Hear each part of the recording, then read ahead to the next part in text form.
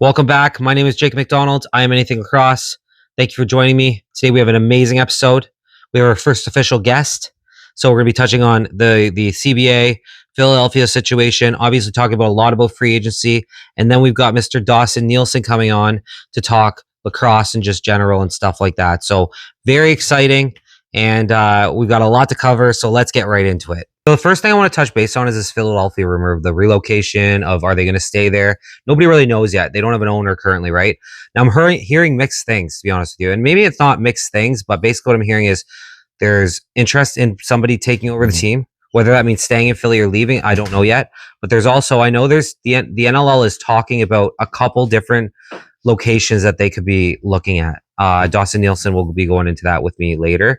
I really don't want to see the Wings leave Philadelphia because it's such a historic franchise. They've been there for so long, and I think they're just part of the NLL. And it'll be a sad day when they see if they have to leave Philly. So my fingers are crossed. We'll see what happens. But that's just a little update for you guys. With the CBA, there's more transparency this contract, and I think every time we will get more transparency out of this. I think everybody can agree that's the best way to go about this. Now the Players Association had access. They had access to the game day revenue numbers. So, it's not full numbers, obviously, but at least it's something. It shows, they have something to base it off of. So it's nice to see that. And, more transparency, the better. That's what I've been saying, but we're not going to talk too much about that. Let's get right into free agency. This has been an absolutely wild ride. We waited so long for free agency to start. It was all built up. And then it opened and nothing happened. Nobody was, everything was really still getting finalized a little bit. Everyone's getting their stuff together. The following day, though, which was the Wednesday, wow, it just was like the floodgate. I spent over an hour on X, and all I did was go back and forth between X, my Discord, right, and just sending things back and forth, watching it come up, getting it in there for them, sharing it on my X, quotes, all that kind of stuff. I did so many posts on Wednesday when I go look back at it. It's insane. But what an exciting time. Like it made Twitter light up like a Christmas tree. And I'm hoping that, as we go forward, this can be a regular thing where it gets exciting like that. This is my first free agency in the NLL. So I don't exactly know how it's been before, but from other people that I've talked to, they've said this has been the most exciting free agency they've seen. So it also helped that there's a lot of big names out here and there's a movement, right? When the big names just re-sign with their players or their teams, yeah, it's great for the fan bases. And I understand that. That's amazing. I'm glad for them, but it doesn't bring that excitement, right? It brings that drama. It brings that, people want to repost it. It gets out there. So it's good for everybody when except for the fan base that loses a star player or that big player. It's good for the sport of lacrosse and the growth of the NLL when there's these big movements because it creates buzz and it creates the ability to go, get lacrosse's name out there, right? And that's what we're all trying to do. That's what I'm trying to do, and that's what everybody I talk to is trying to do. The products here, it just needs to be exposed, and that's what's happening. I'm seeing it all the time. More and more lacrosse fans are coming in. So anyway, without further ado, let's talk about the free agency, and we're going to get everybody caught up here. So remember, this is a running list. Okay, I may have missed a pick here and there or whatever. Did my best to compile a list together. And also, there's probably been even some signings since I've been on tonight, just recording this. So we'll see what happens, and I will continue as this is over. We're going to be talking on the next podcast. We'll be talking more concrete stuff, what teams actually look like. Right now, everything we're going to be just talking about who signed where, and we'll get into kind of how the teams look at the end. Halifax Thunderbirds had a pretty decent start. The biggest signing right here is Brandon Bomberry. This kid is stunning. He fits right in with those boys. Lots of connections there, I'm sure. And he's going to be prideful playing for that team because that's what I love about Halifax. They have this culture. It's the native culture that's built into it, and it makes these guys care.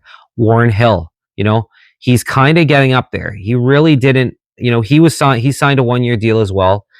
He's a great locker room guy. He's a good goaltender. Don't get me wrong.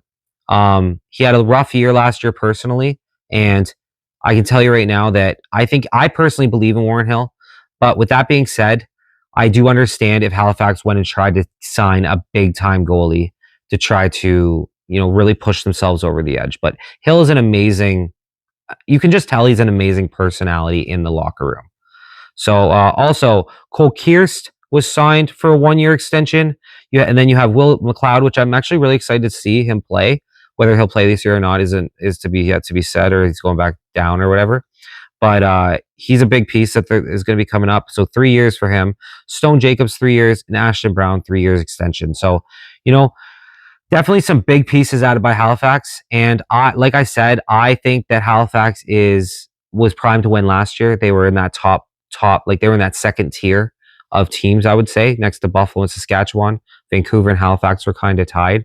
And the amount that everyone else is like Vancouver's have stepped it up. Halifax kind of either Warren Hill is going to have come out and have a really, really good year. While everyone else keeps going, obviously. Or they're going to have to go get sign Nick Rose or something. So you can get that extra little bit. Cause right now with the teams, the way everything is, I mean, this league has got even harder in my opinion. So anyway, on to Colorado Mammoth. Now they made a big trade. They got Andrew Hugh from the Georgia Swarm for Connor Kelly and a protected 2026 first round pick. Now, Georgia, to be honest with you, I kind of like that on both sides. I think this is a good deal for both sides because Colorado is trying to win right now. Like, go look at them, right? Dylan Ward, he is coming to the end of his career. There's no surprise in that. Now, I'm not saying the guy is still an absolute elite goalie, right? He's a top 5 goalie of all time, in my opinion. About that 4th or 5th spot, he would sit right now. Going by stats, maybe the eye test might be a little bit different. I'm sure I'm going to get somebody saying that, but I think there's an argument to easily be made that he's 4th or 5th, and that's my opinion. Him, he's still amazing. So they're going to try to capitalize while he's there, and they're going to try to go hard and try to get another championship in Colorado, right? Now, Colorado has a bit of an interesting problem. Now, this is the problem with the league not being a full-time paying gig, or these players they have to have jobs. A lot of these players have to have jobs, and they have to be flown in, flown out.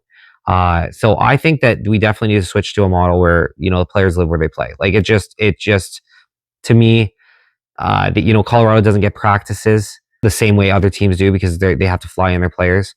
Obviously the expense of it is more, but with that all being said, Colorado is primed to win, and they're doing it with almost like with a handicap. So it's actually a little bit more impressive. And as always, they've got the sickest jerseys in the league. So anyway, big trade. Andrew Hugh to them. Dylan Ward signed for 2 years, which is massive, right? Jordan Gillis, an absolutely another big addition, like big signing for them. 2 years. Robert Hope for a year. Tim Edwards for a year. Jalen Chaster for 2 years. And then you have a large rookie group of 3-year signings. So Colorado is kind of going to be in, I'd put them in like a little bit of a dark horse spot right now. Like we'll have to see how everything plays out. Like I said, we're not going to judge the teams until then anyway. Vancouver Warriors are the winners of this free agency right now. Now, it's not over. Keegan Ball still needs to resign there. I think he is going to resign there. But they got Curtis Dixon for a multi-year deal. They got Jesse King for a multi-year deal. Shane Simpson for a multi-year deal. And Reese Callies as well. And I mean, those three especially, but the two, Curtis Dixon, Superman, and Jesse King, like, plus Keegan Ball. Like, Keegan Ball put up 6 goals in a quarter last season. There is no, like, he can do it by himself. Now having these two guys on his team, this changes everything in Vancouver. Del Bianco and net, like, I'm telling you right now, like, they are primed to win. They're the favorites in my opinion right now. That's just my thoughts. But I think, I think there's a lot of big sentiment with that. Now, the nice thing about lacrosse is anything can happen, right? Injuries, God forbid, or, obviously as well as a team just showing up, right? Sometimes teams just show up, man, and they have a better night than you. And that's really what it is. It's so tight with the skill level that any team can win any night. Las Vegas Desert Dogs. Again, these guys are the only ones that I could say maybe you could argue that they're right there, especially if they go pick up another big key player, a goalie, sign a really strong goalie, because I mean, I don't think they don't have their guy, in my opinion, right now. That's at that elite level anyway. Now we'll see if anybody can develop into that guy for them. But it might be the better, especially with all the additions they made on offense. It might be the best way to go go get a goalie, right? So Las Vegas, Chase Frazier, absolutely massive. I think he went there personally, and this is my own. I think he went there because he just wanted to be the guy. Didn't want to be second fiddle, and he wanted to prove that he was the guy. And why not play in Vegas? What a great place to play. Chris Kluter, absolutely, again, another massive signing for Vegas. Tony Malcolm, huge. Brandon Goodwin, Tyler Hammer Jackson. I always say, I follow this guy on TikTok, and he's just throwing logs around everywhere, dude. Like, I can tell you right now that this guy's, if you've ever done any kind of manual labor and you've ever tried to pick up a fucking tree, I know he's like moving them, don't get me wrong, but the guy's a killer, dude, and I think that's great. He's just an animal. He's a guy that's great in the face-off, and I can tell you right now, I would not want to get hit by him. Holy man, I don't think you wake up for a week. And then you got Max Wayne. He re-signed. Now we're at the Bandits. Now the Bandits obviously lost some key guys, but if you're going to count the Bandits out, you're freaking crazy. The Bandits are ready to go. Don't get me wrong. You can't replace guys right away like Frazier, right? But they got Connor Farrell on a 2-year deal, Zach Belcher on a 2-year deal, Kyle Buchanan on a 1-year deal, Steve Orelman on a 1-year deal, Paul Dawson on a 1-year deal. I think this must be a typo, but it says Dawson Nielsen. It is something Nielsen. It's not Dawson. I think that's just somebody put that out on Twitter, so it caught it. But they did sign a Nielsen, and he's pretty solid. And then they got 7 rookie signings in David Burr, Carter Coffey, Jaden Kennedy, Liam Keane, Matthew Duncan, Liam Linden, Evan Constantopoulos. I know I butchered that name. Buffalo, like I said, they have their dynamic duo in Josh Byrne and Dane Smith again, right? Vince is hopefully going to come back. I'm hoping he's going to come back. We'll see what happens there. But as long as Vince comes back, I don't think these guys are right at the top of the league still. And you're going to have some young guys that are given the opportunity to get out there and become the future in Buffalo. So, we'll see what happens, but I wouldn't count Buffalo by any means. I still consider them a top team in the league as long as they get Vince back. Toronto Rock, they just had one quick signing with Bill Hosterwerser. He's just 1 year. They've got their renovated arena, and let's hope we can pack that house full. I think we will be able to. Hamilton's a great little spot for that team. It's got a lot of history there. And now you got CJ Kears going in there. You've got the English brothers going to be there in the next, not this year, but next year. You're going to have Sam there, but I think Ty's going back to school. And we're going to see what happens. But there's a lot of potential in Toronto. And even Toronto, going from where they were last year, I always said they weren't as bad as their record showed. They had a lot of injuries last season. Like, there's a lot that goes into that. I think that they're primed, they're ready to go. They did a great job at the draft. Their whole team systems changed, and like they're in talks with Rose, right? So we'll see what happens. But they got some young goaltenders that didn't do half bad last season. So you know what, we're gonna see what happens. It's an opportunity for somebody if they do get that chance. If they don't get Rose back there, and we'll see what happens with them. But I'm pumped to watch Toronto this year. They win against Halifax. I'm a Rock fan, and Rock wins against Halifax beats the Rock. I'm a Halifax fan. Unless another team really catches my eye, that's what I'm going on. For context, if nobody knows, I said a couple months ago I got all these teams and players I was trying to get noticed essentially, and I said whatever team comments or whatever adds me until a certain amount of time, and then then I'm going to close it off, and those are the teams I'm going to choose between. So I got Toronto Rock, and then I added in, if a player comments or adds me or whatever, they'll get thrown in. So I got Georgia Swarm commented, Toronto Rock added me, and they've jumped in my live. I love the Toronto Rock. They're an awesome organization, and I'm from Hamilton, Ontario originally. That's where I grew up. So there's that aspect to it. I'm really being pulled towards Toronto. I really am. And I think just having that game between the two of them to pick my team would be such a cool thing. So anyway, but I had Georgia, Toronto, Vancouver Warriors because Connor O'Toole follows me on TikTok, Halifax because Tyson Bell commented. So I had and obviously I'm down in the East Coast, so I got a lot of Halifax fans seeing my videos first, and then and then it starts to move out. So I'm kind of like debating if I should do something else with that. You guys let me know in the comments if you want to see me try to get more teams to comment, because I think I'd have a little bit of a better turnout this time. I might do it on X just to see because no teams follow me on X yet. And but I do really like having that competition thing, and maybe we could do a whole. Maybe that's what we'll do. Like we'll do like an I don't know yet. But I think I kind of do want to stick with what I originally said. And like to be honest, those two are my kind of front runners. I really fell in love with Oshawa last year as well, which was Albany, obviously. But I really like their roster. I like their goaltending. Like I like their team, and I was rooting for them a lot. So I mean, Oshawa is really. I mean, I might fall in love with that team again. So we'll see. But right now, it's between Toronto and Halifax. And then there's also a part of me that just wants to be a free agent, like that just wants to stay neutral and enjoy the game and try to be as impartial as I can, right? So anyway, sorry, off topic there. So Ottawa Black Bears, we have Riley O'Connor for 1 year, Luke Keenan, 3-year deal, Jake Sanders, 2-year deal, Vaughn Harris, 1-year deal, Zach Harrowies for a 1-year deal, and then Aiden Farm, Cole Bagley, and Max Skeen for 3-year deals. So, and they had a big trade before, right before free agency opened up. So, Ottawa's another one that I really like. Higgins, I really like. Jeff Teat's the best pure scorer in the world, and I mean he can, I think, single-handedly drag them to the playoffs. I really do. So between him and Higgins, so I mean, then you add these other guys and you add some more depth, and you start getting some guys out there going. And Ottawa, they're going to be their second season in Ottawa. Like I think they make the playoffs this year. That's my opinion, and I'll be rooting for them. And I like Ottawa. Was kind of near the close to that top of that list as well. Would be my favorite team. Then you have Oshawa. Now Oshawa obviously has such a young core group of guys. They're not going to really do much, right? They're just not. Now they did add Kyle Rubish, which is like if you could add one guy, or if you could add like.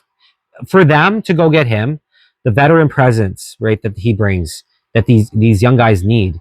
And I think Oshawa is going to be a great little spot for I think that Oshawa is going to be a great spot for the Firewolves. And they're going to have a great turnout, I think. They have a smaller arena size. That's the only problem I see. They can fit about 7,600 fans in there when it's completely maxed out. But with that being said, that's a problem. Let's sell out 7,600 every night, and then we'll be like, okay, well then that's a problem. But Oshawa is right there. I love Oshawa. I'm pumped for them. Georgia Swarm, man. So we've got Ben Trumbull, Keen Moon, both 3-year deals. Nathan Powers, 3-year deal, and then Devlin Shanahan, a 1-year deal. And Georgia lost a couple, a couple guys. Bombear to Halifax, right? So Georgia has the best player in the world on their team. So I never really count them out. Brett Dobson, I mean, he's a fantastic goalie. Like his accolades are amazing.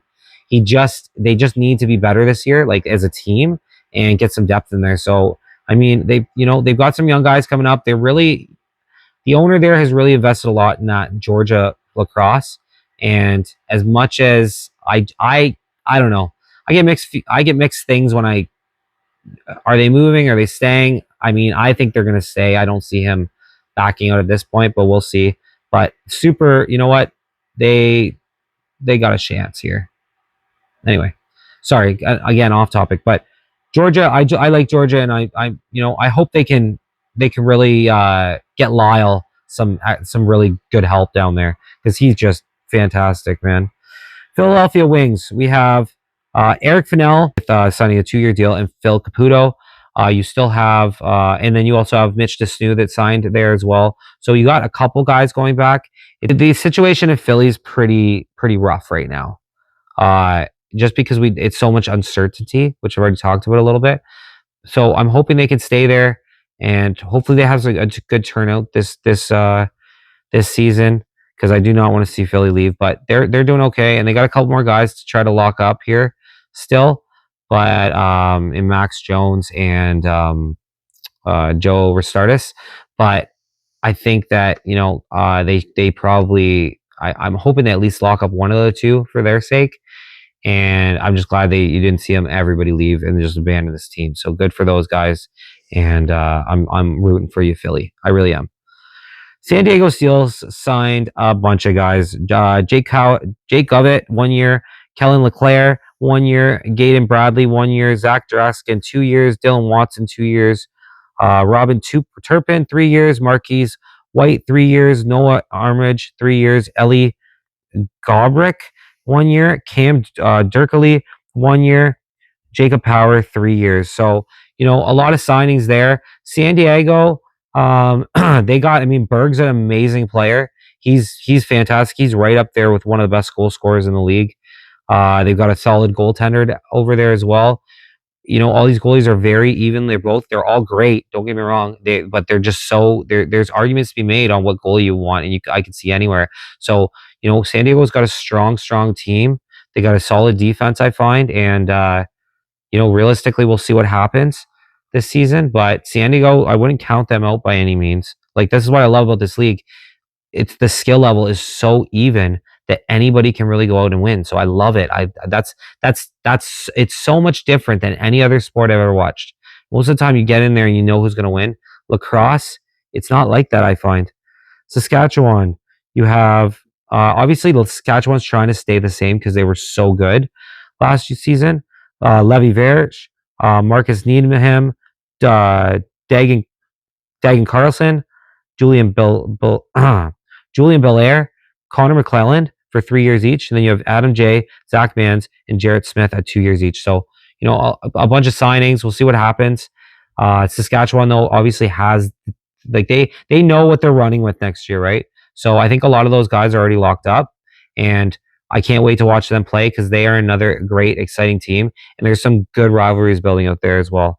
Calgary really hasn't really done much, to be honest. There might be a signing here or there that I'm missing, but it's really been super minor for the most part. And then I know they have signed a couple smaller guys. I don't know where off the top of my head. And then Rochester Nighthawks, I think it was the GM that was on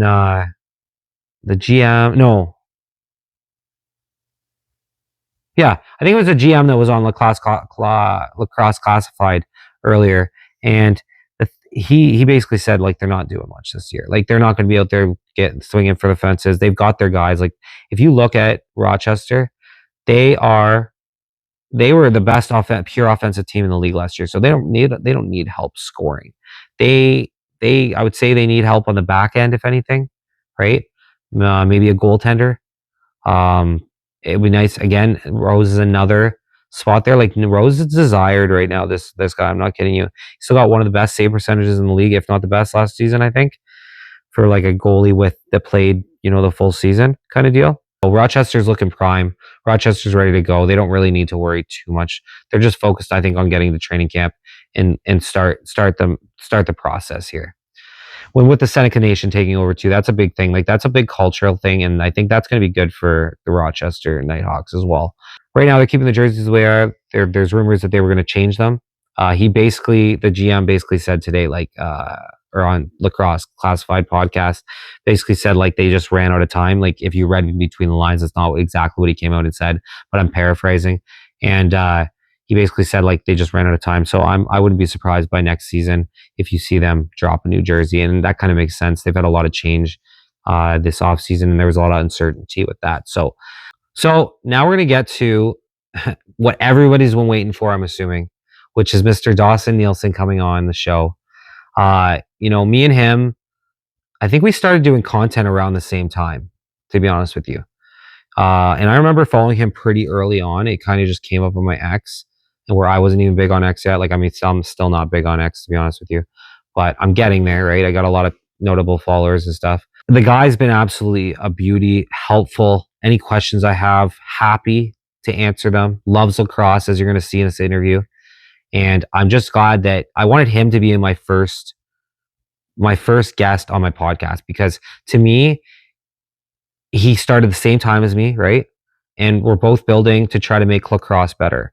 We both have the same the same values in this. We're not looking to, throw anybody under the bus. We're not looking to, expose people, whatever you want to say that some of these media guys do, or these people clout chasing. I can only speak for myself, but I'm going to say Dawson is very much like this. We're looking at this long-term game, and we're trying to grow the game. That's the number one thing for us. Okay? We do this for the love of the game. That's it, right? We're not looking for a million followers, or at least I'm not. I know he's not. That's why I'm comfortable saying this. We're not looking for a million followers. We're not looking for all that stuff. We are looking to grow the game and to not throw everybody under the bus on the way to the top, right? I think building community and, you know, getting excitement going in the league is the way to lift ourselves to the top, right? Me and Dawson are a bit different in the sense I'm like a fan basically. He's got former playing experience. He played with a lot of these guys. So he's got a lot of inside knowledge, right? And different perspectives. So that's why I wanted to have him on the show. And this is why I wanted him to be my first guest, because the guy's a really nice guy. He's helped me anytime I need anything, he's done that. He's shared, liked my stuff. And when a guy like that kind of does that for you, I just wanted to have him as my first podcast guest. And I'm honored that he would do this. So without further ado, we're going to go right to the interview. And I hope you guys enjoy it. All right. So on the podcast today, we have Dawson Nielsen. Welcome to the podcast. And he is an outsider insider, now full insider. Got writing for Inside Lacrosse. So welcome to the podcast, Dawson. Thanks for being here. Hey man, how's it going? Good, dude. I'm just ready to get into this. This is awesome. So Hey, first thing, anytime. let's just start off with like just your background in lacrosse. Like give me a rundown. Yeah, so I started when I was like 4 years old playing like most Canadian kids. I played hockey, played lacrosse, and I gave up hockey when I was around I think 13, 14 years old and just started playing lacrosse. Um, Played lacrosse all the way up into junior, I think third year junior, and then I kind of moved away from the big city. Then I moved back and I just started coaching lacrosse. And I said, you know what? Like, why not start covering lacrosse? And then, Yeah. so that's what kind of been starting to do is cover more and more lacrosse and just use my sources available and reach out to guys. And that's pretty much how it's going about. Now, you basically blew up from the documents, right? That's clearly what kind of put you on the map. But I remember following you beforehand. I think we started basically doing content at the same time. I think you've gone the X route more. I went the TikTok route a little Yeah, bit, but we yeah. kind of were on the same thing. So I remember you were actually one of the first guys I ended up following. I think so. It was just the algorithm pushing me towards it kind of deal. But man, I get like so much information off you and Adam Levy. Like you two are my go-to guys kind of deal. Appreciate So that. like yeah, man. So like who are your go-to guys? Um, when you go on kind of X and you like kind of first guy you kind of look at. Adam and Stamper. Two of my colleagues. Really like working Yep, with them with that inside lacrosse. Got to know them yep. for the past a couple weeks. Man, it's just been awesome. Those two are down to earth guys, and working with them and learning from them on the way to go about business has just been awesome, man. I can't thank them enough. So is your contract like more of like a per like is it like a certain amount of time or is it a certain amount of articles or is it just kind of just go till they want you anymore kind of deal? No, man, like, it's just a mutual agreement that I'll help them cover lacrosse, and that's what kind of it is right now. They're helping me build Okay. up mine, and I'm helping them cover lacrosse. It's like again, I love doing this, and this is why I do it, right? I don't care about followers, views, anything like that. I don't care. It Yep. At the end of the day, I just want lacrosse to get better. Like I Yeah. said it on another podcast, I'll say it on here. I just want lacrosse to get better and be better in a way of, let's get to the next major league. If that's the goal, let's do it. Let's stop trying to hold us back and stop shooting ourselves in the foot. And let's build up this game.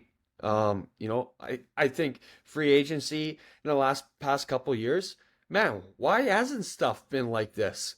I, Yeah. I honestly believe that, in the last couple weeks and leading up to NL free agency, the amount of coverage between me, Adam, and Jake Elliott on Lax Class and everything like that, I think it's been better for the league than what it has been. NL free agency, guys are posting. Elliot Frickman, he's posting about this and this, and he's kind of going on a bit of a sneaky way in the streets kind of tone. But Yep. this is how lacrosse is going to grow. More tweets, more views, it's going to push everything. Even if it gets leaked out that this guy's signing here, like, Nick Rose is signing in Toronto today, the one that I posted, or Curtis Yep. Dixon or Jesse King, and the day before. Yeah, hey, Yep. people are going to see it, then they're going to go and talk about it, then they're going to go and see that he signed, then they're going to talk about it even more. It's just to help lacrosse. If you can gather, 50, 100 people that say, hey, what's this sport, and start searching it up, isn't that what we want? Yeah, absolutely. I mean, I agree with you completely. Like, I think that it's kind of, it gives that extra push. It's like it's not official news yet, but it's out there and it's kind of everybody knows it. So people start talking about it, and then when the signing does happen officially, then it kind of boosts it again, right? So it's nice to have the leaks, and in every other sport it happens. It's not like this is unique to lacrosse. This happens in every other sport as well, right?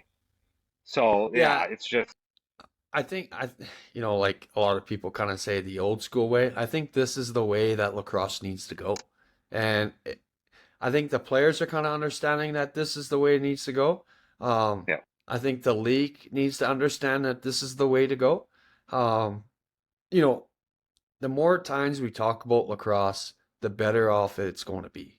It can't be some secret agent kind of style of behind the scenes. Oh, this team's posting, this team's posting, this team's posting. Let people post about signings, man. It happens everywhere. Yeah. Happens NFL, happens NHL, happens every single league. Why should the NL be any different? No, absolutely, and I mean it just brings so much hype to the sport, right? So I think Yeah, it's great. And so this was my first free agency as a lacrosse fan. yeah. Like have you found this that's been extra exciting this year? And I mean it's a lot of moving parts, obviously, but Man, this free agency will probably go down one of the best free agency. Like 2018, 2019 NL free agency. Those were one of the biggest NL free agencies of all time, of all time. yeah. I honestly strongly believe that. There's a couple other ones, probably the historians will bring up, you know, other years, but I Mhm. honestly believe this season, this free agency, this everything, all the storylines, everything that coming out of it, the rumors that are being popping up of, oh, this guy's going here, or this guy's going here, or I want this guy. I'll bring up Ryan Burnett for example. For him to comment on my tweet goes, I'm not one of those guys. That speaks volumes, man. Yeah, Yeah, okay, you're absolutely. not one of those guys. But now, who is that guy? Who is retiring? Those are the type of questions people are going to ask. Yeah, no, absolutely. And I mean, it's nice to see the players getting interacting a little bit with the fans. Even if it's not directly, like the things they put out there, like these guys have personality. That's what I find in this sport over anyone else. It's not maybe I think a lot of other athletes have personality, but they're toned down. I think because it's so much, there's not as much there's not as much money for back end staff. You don't have them. You get to be able to, they get to be themselves more. And you just see it in the after, like the post interviews and stuff like that, and they're not. I mean, it's so entertaining, right? Yeah, man. Like, you think you can go and tweet like Connor McDavid or Austin Matthews right now? Do you think Yeah, they would respond? No, no. no, exactly. All these NLL players, they're all straight down to earth guys, and they want the league to do better. And Yeah, that's how it's going to be, and that's how it's going to be for a long time. Until the league is at a level like that, I don't think there's an excuse for anyone. yeah, I agree. I agree. All right, well, let's start. Let's get just touch base about the CBA because it's kind of past news, but there's a couple things I did want to address in it. So do you overall players sound happy on my end anyway? What do you think? Uh, I think a lot of the players are pretty happy with the deal. A lot of players kind of said that, let's kind of see how they really felt when before the CBA got announced. And from, following up with them, I think they're pretty happy on how it turned out. I think it's one of the most friendly CBA deals that we have seen in history. Well, I mean, when they went in, like when the players actually got a say and they voted, it was like 95% yay, right? So it shows that all the players just really wanted to play and they liked the deal, obviously. Yeah, so like inside lacrosse, we were reporting that it was more than 90%, and I believe it's higher than what it Yeah, actually turned out to be. But when we were told it's over 90%, we're allowed to report that and saying, Yeah. hey, the CBA is kind of going to get done. Yeah. Yeah, I heard 95 somewhere, but I did see concretely 90, but I did hear 95 get thrown around. So either way, Yeah, very high numbers. So for sure, for um sure. so another thing that I like that they did is the league actually I think transparency is like is the most important thing, right? And that's why I kind of put the blame a little bit more closer to the owners, only because it's they don't have full transparency. Again, I'm coming from a place that's probably uneducated in certain aspects, right? But with that being said, I know they did give more transparency in the sense that they were able to see game day revenues. So it kind of gave the players, showed them that maybe the owners aren't making money or they are or whatever. It gives them a better light. So I think as we go on here, we're going to see more transparency in each contract, essentially. I think so. I think it was a step in the right direction on the player side to get more transparency. Like again, it's true. There's about like 85% of the teams aren't making money. Yeah. So if you're not making money, how much more can you give out, right? If the No, bank is saying negative, do you really want to add a couple more $1,000 to that? Not really if you're a business owner. This league has to be run like a business.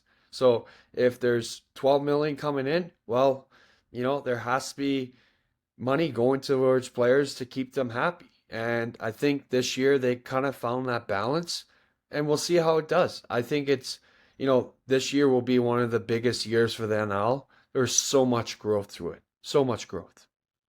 yeah, absolutely. I agree. And what do you think like the biggest long-term impact that CBA could have?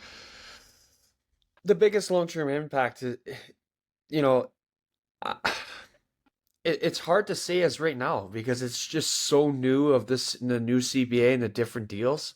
Like waiver claims.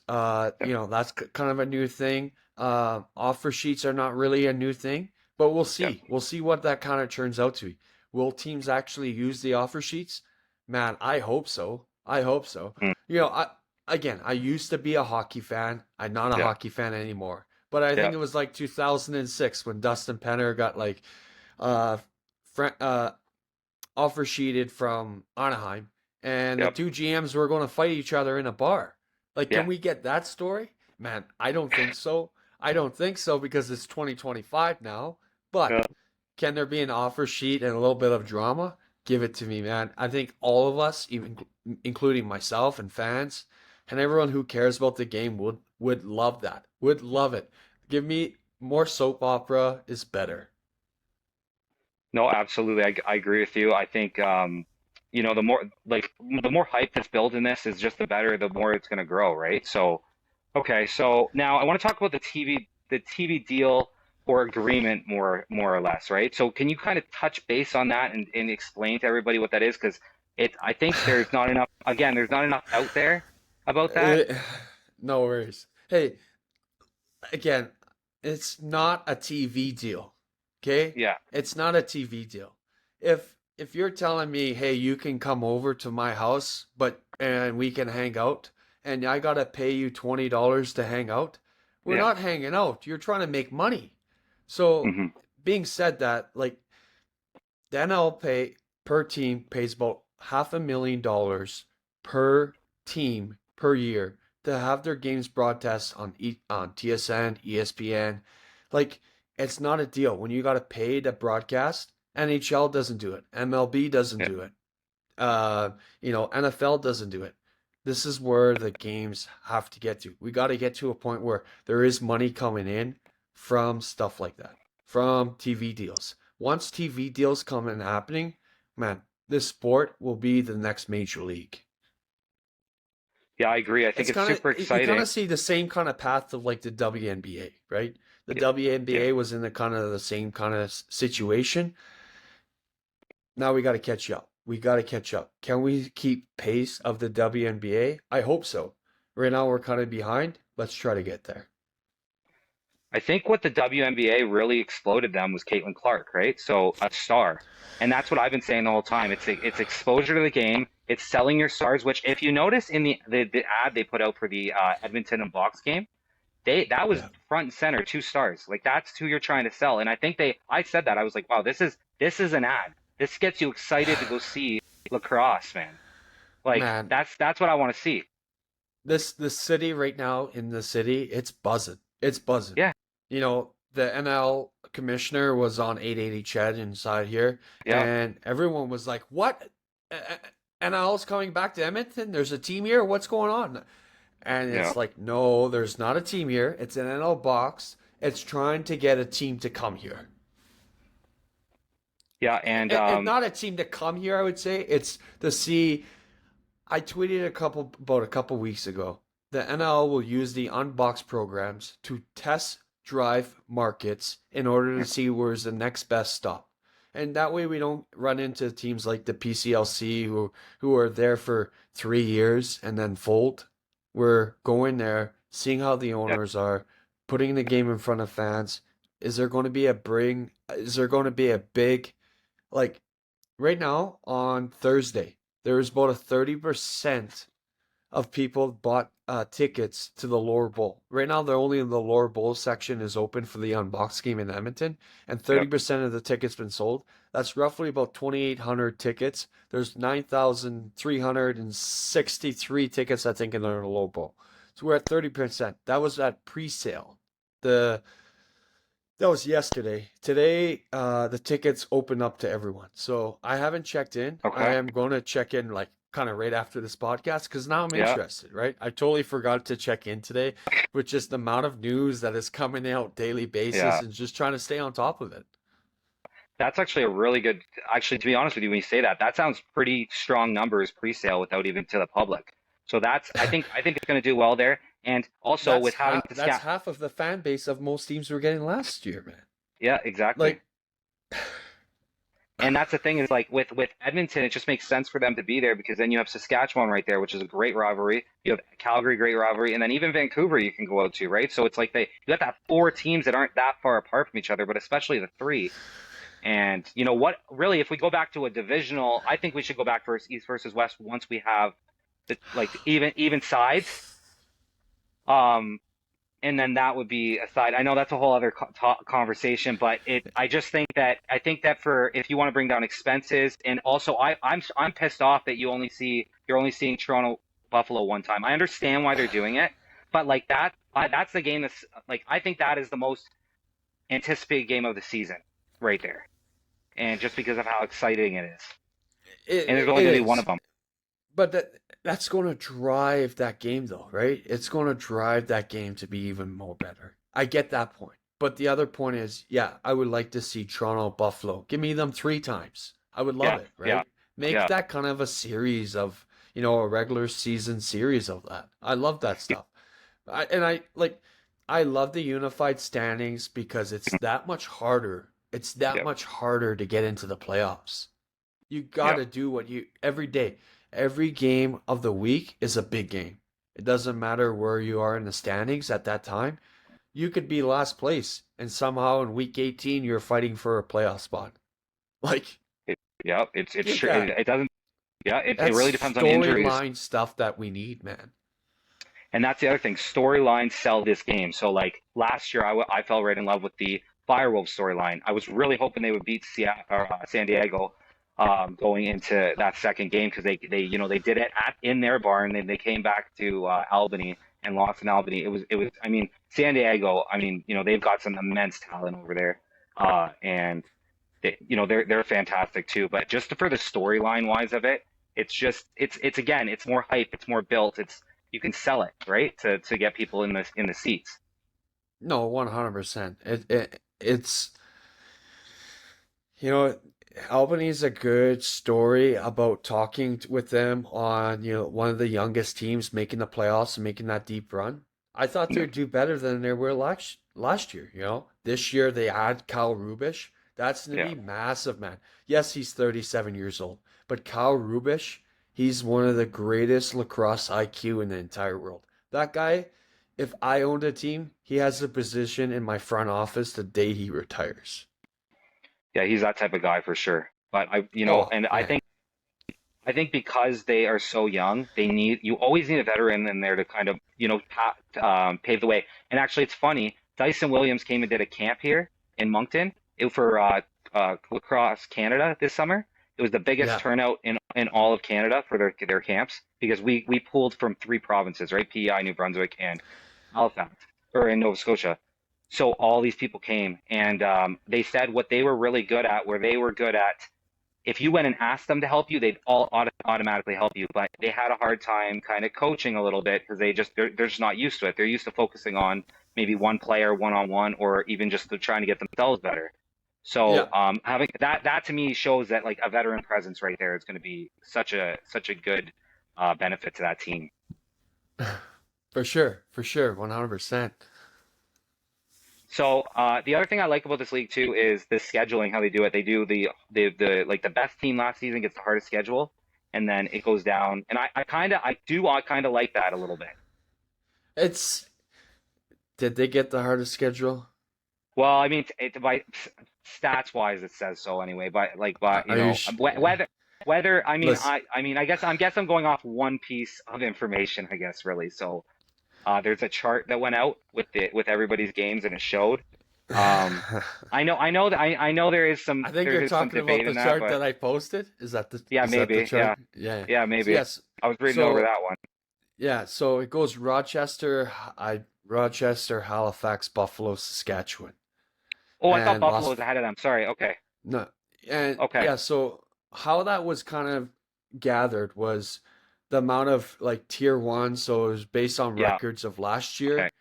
Yep. It was also you know, around the schedule of how many back-to-backs there is. There's some Yep. teams that don't have any back-to-backs. There's some Yep. teams that have a lot of back-to-backs. It Yeah. all depends, right? So that's how the ranking of schedule completed. So Rochester had the hardest schedule. Las Vegas has the easiest schedule, according Okay. to the And schedule rankings. yeah. Yeah. Yeah. So let's move on to Philly then. Yeah. So I want to talk the Philly situation a little bit. No So worries. Philadelphia is obviously in trouble. They don't have an owner. They have arena issues.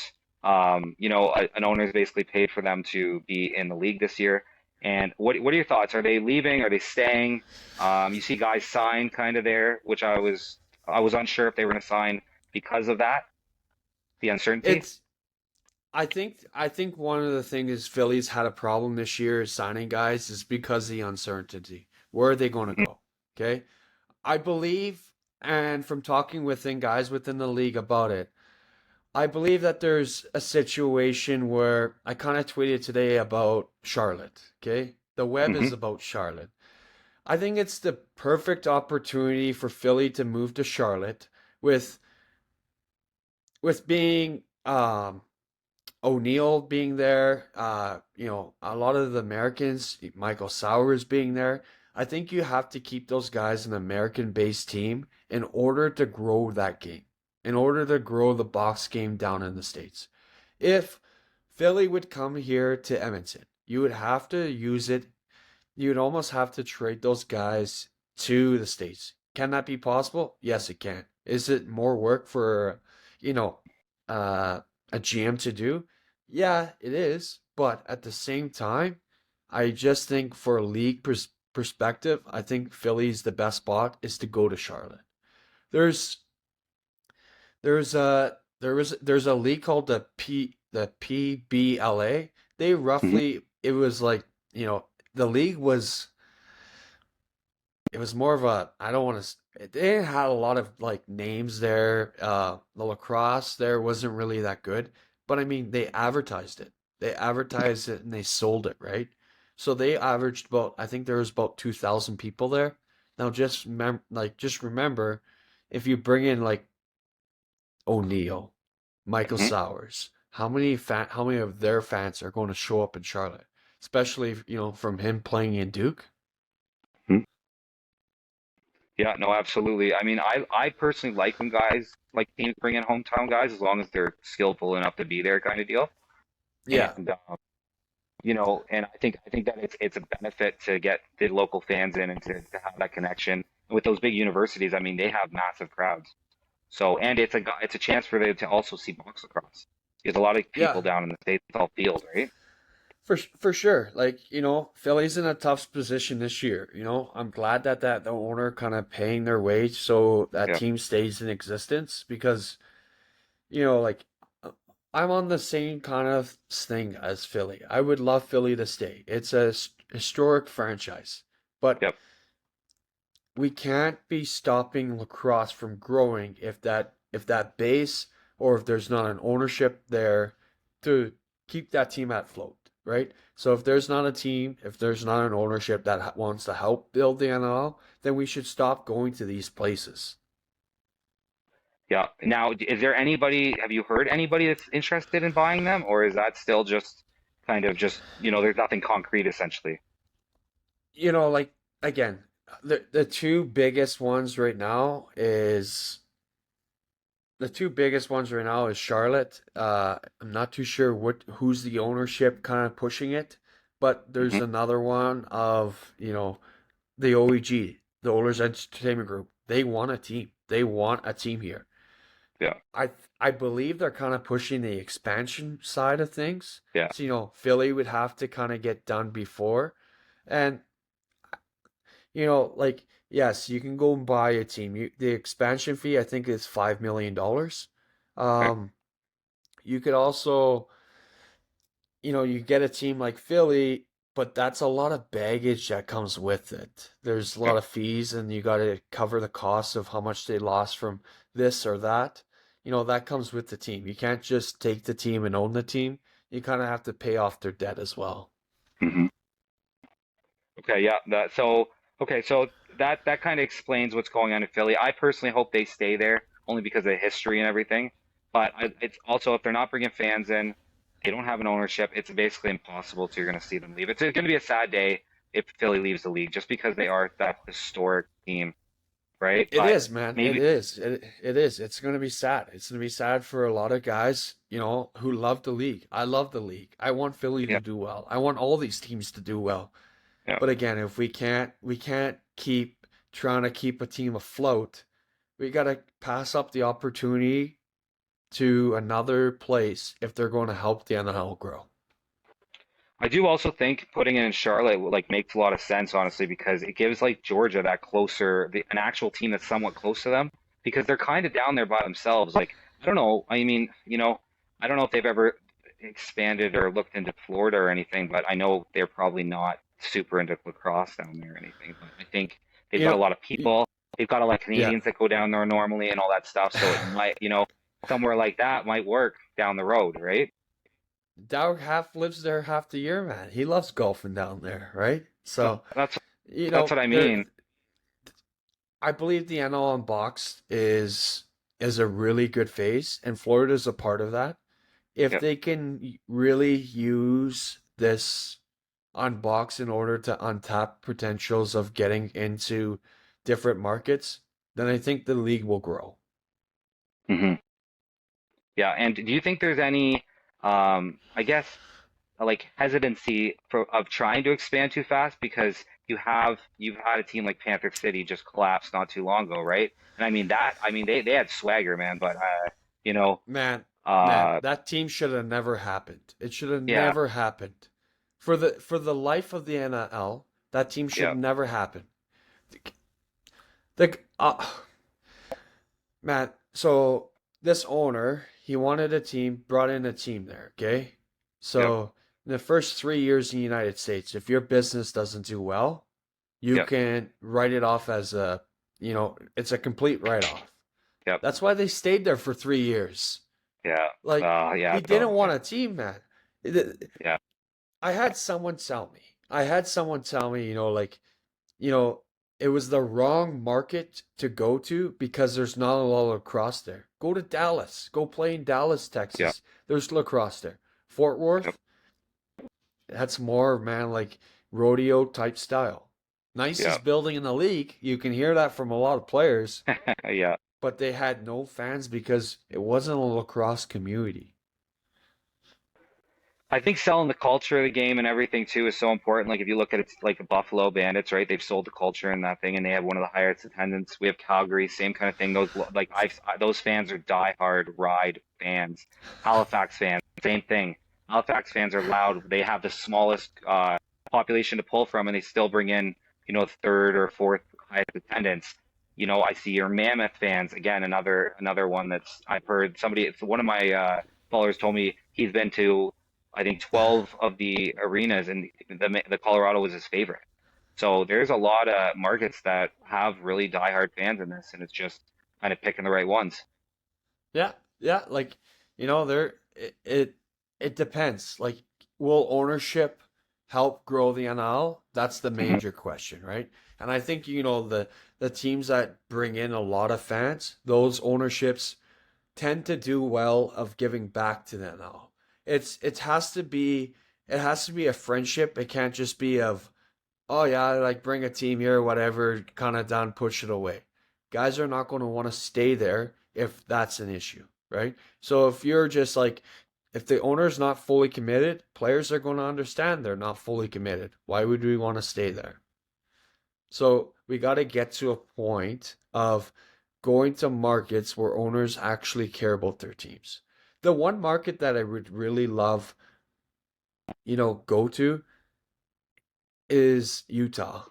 Like what Ryan Smith is doing in Utah with the Utah Mammoth, Utah, what's the basketball team there? The Grizzlies, isn't it?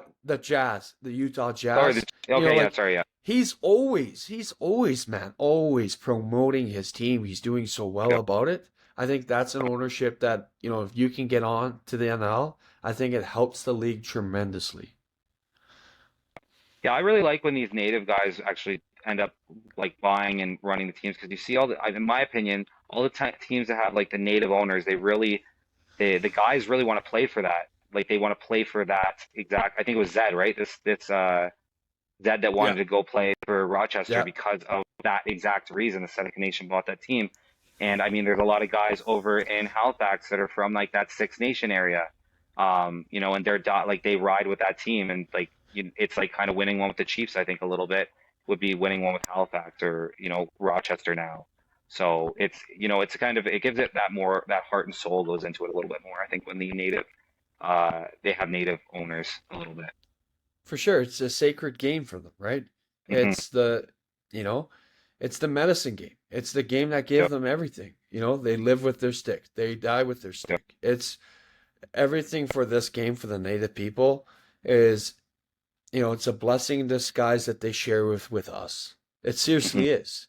Lacrosse has given me everything in the world, and I appreciate it every single day when I wake up and I know that there's another day of lacrosse that we get to watch. Yeah, and absolutely. And I love when you walk in like the Man Cup, for example, you're walking in those guys from Six Nations went and drummers everywhere and like it's just such it's just different than any other sport I've ever watched. It's every other sport is okay, we're gonna win a game. This is like oh, we're gonna entertain everybody. It's not just about winning, it's about entertaining the fans and the elders. It was what my nephew always says. He's like, I'm out there to entertain the elders, right?